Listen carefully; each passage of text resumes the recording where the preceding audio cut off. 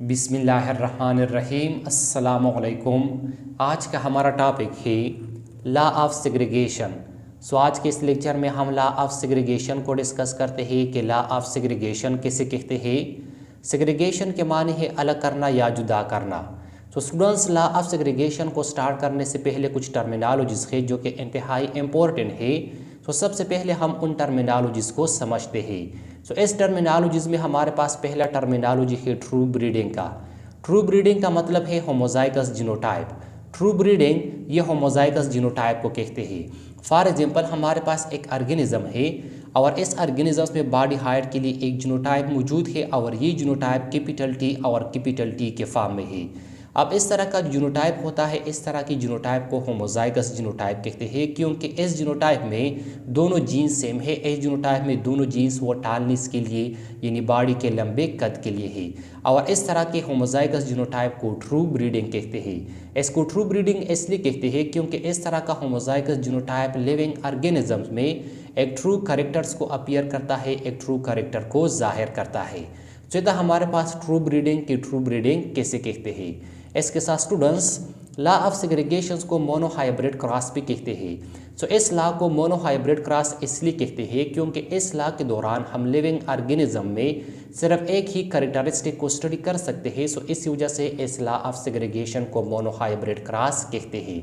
इसके साथ students, law of segregation को ग्रेगर मेंडल ने बनाया है।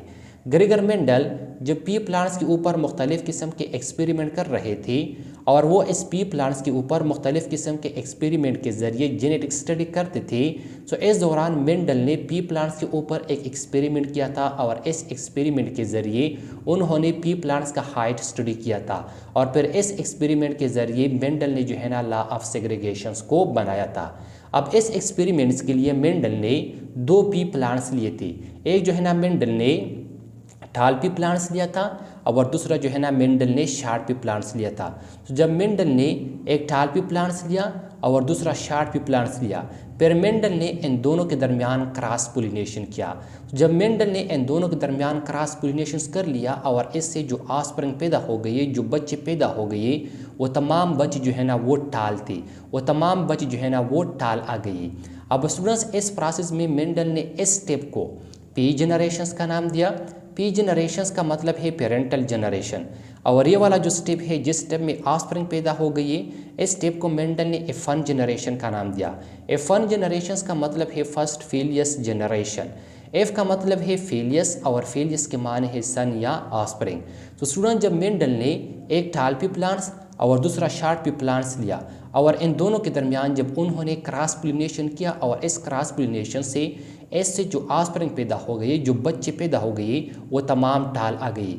जब मेंडल ने यहाँ पर ये देखा कि इससे जो है ना तमाम ऑफस्प्रिंग जो है ना वो टाल पैदा हो गई है, तो मेंडल जो है ना यहाँ पर कंफ्यूज हो गया, यहाँ पर जो है ना वो हैरान हो गया, थोड़ा सा तगज्जुब में पड़ गया कि ये किस तरह हो गया। मैंने तो एक टाल पी प्लांट्स लिया था और दूसरा शार्ट पी प्लांट्स लिया था। यहाँ पर तो ये होना चाहिए था कि कुछ ऑफस्प्रिंग टाल होते और कुछ ऑफस्प्रिंग शार्ट होते, लेकिन यहाँ पर जितनी भी ऑफस्प्रिंग पैदा हो गई है इस F1 जनरेशन में, ये तमाम जो है ना वो टाल आ गई है।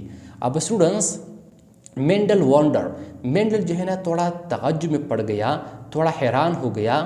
वर this offspring tall pea plants really identical to their tall parents के आया, ये जो टाल ऑफस्प्रिंग है, ये टाल ऑफस्प्रिंग अपने टाल पेरेंट्स की तरह रियली आइडेंटिकल है और might they still contain some elements of their short parents, या इस F1 जनरेशन में जो ऑफस्प्रिंग पैदा हो गई है, इस ऑफस्प्रिंग में इस शार्ट पेरेंट्स के कुछ एलिमेंट जो है ना वो मौजूद है। यहाँ पर जो है ना ये क्वेश्चन मार्क है। सो इस वजह से जो है ना मेंडल जो है ना वो थोड़ा सा हैरान हो गया, थोड़ा सा तवज्जुह में पड़ गया। अब मेंडल ने इस कन्फ्यूजन्स को ख़त्म करने के लिए, इस तवज्जुह को ख़त्म करने के लिए इस F1 जनरेशन्स के जो ऑफस्प्रिंग थे वो लिए और इनके दरमियान उन्होंने जो है ना वो सेल पोलिनेशंस किया। तो जब मेंडल ने F1 जनरेशन्स के ऑफस्प्रिंग जो है ना लिए और इनके दरमियान उन्होंने सेल पोलिनेशन कर लिया और इससे जो ऑफस्प्रिंग पैदा हो गई, जो बच्चे पैदा हो गए, मेंडल ने इस ऑफस्प्रिंग को, इस बच्चों को या इस स्टेप को जो है ना F2 जनरेशन का नाम दिया। F2 जनरेशन्स का मतलब है सेकंड फेलियस एस जनरेशन, ये जो है ना ऑफस्प्रिंग का दूसरा नस्ल था। सो इसी वजह से इसको जो है ना मेंडल ने F2 जनरेशंस का नाम दिया। अब स्टूडेंट जब इससे जो है ना F2 जनरेशन में ऑफस्प्रिंग पैदा हो गई, इस ऑफस्प्रिंग में जो है ना बाज़ ऑफस्प्रिंग ऐसा थे कि वो टाल थे और बाज़ ऑफस्प्रिंग ऐसे थे कि वो शार्ट थे।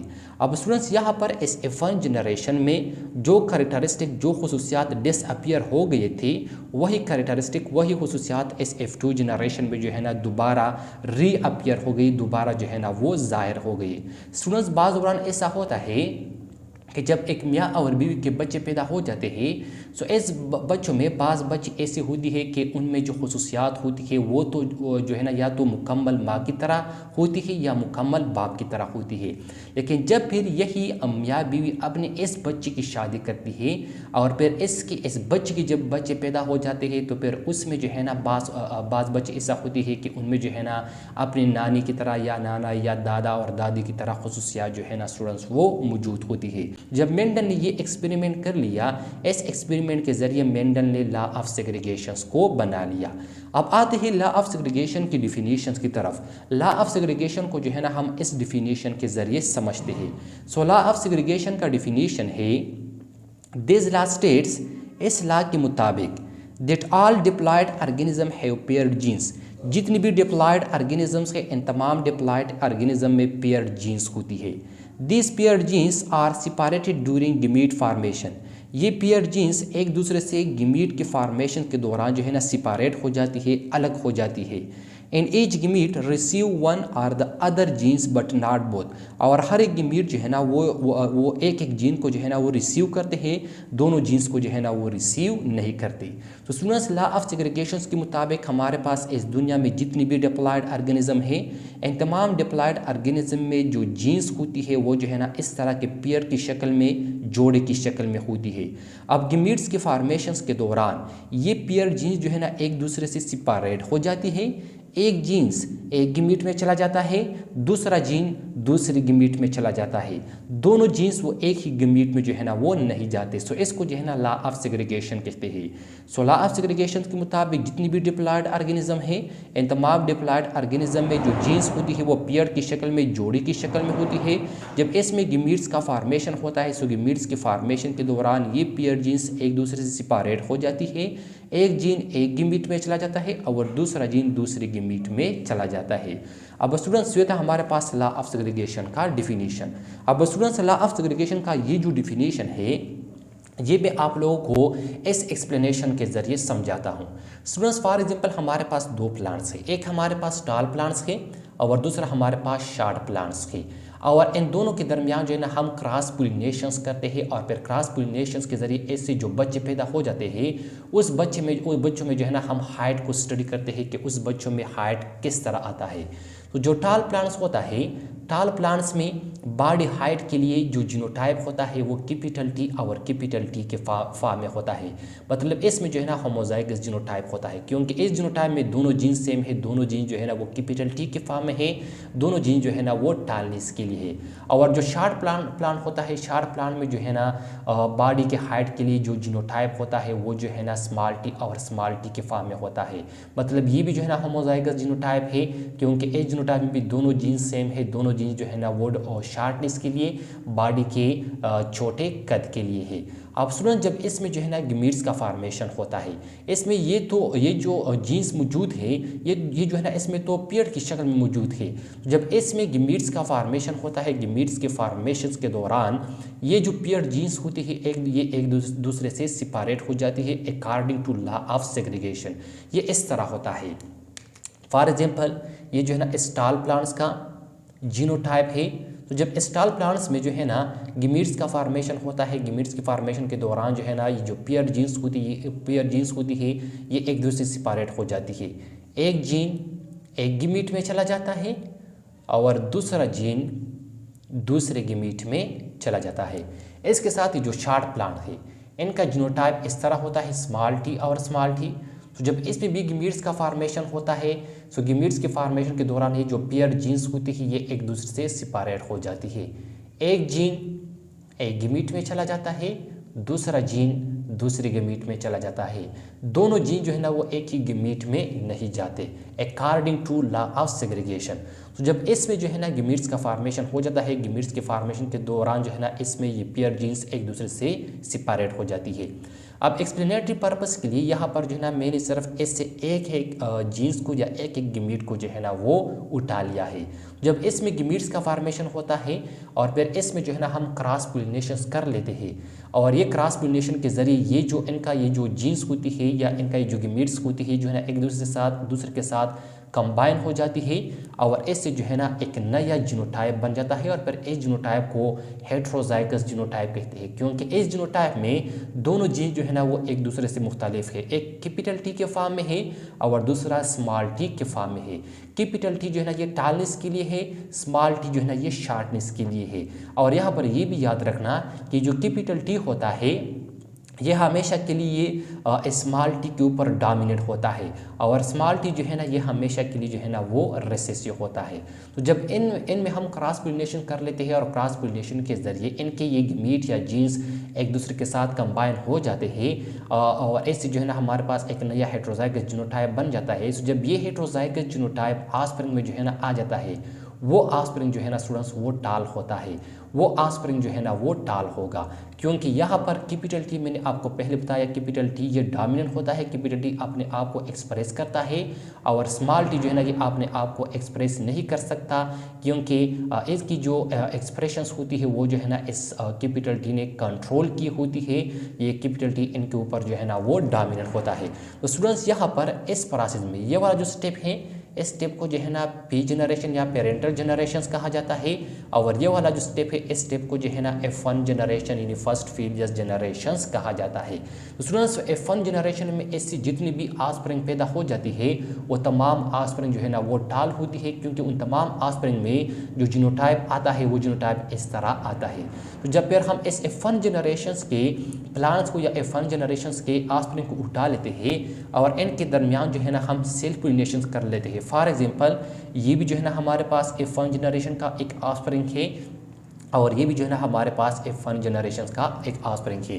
तो जब हम इस F1 जनरेशंस के ऑफस्प्रिंग के दरमियान जो है ना वो सेल्फ पोलिनेशंस कर लेते हैं। स्टूडेंट्स F1 जनरेशन जिस तरह कि मैंने आपको यहाँ पे बताया, इनका जो जीनोटाइप होता है वो हेट्रोजाइगस होता है, capital T small T, capital T small T.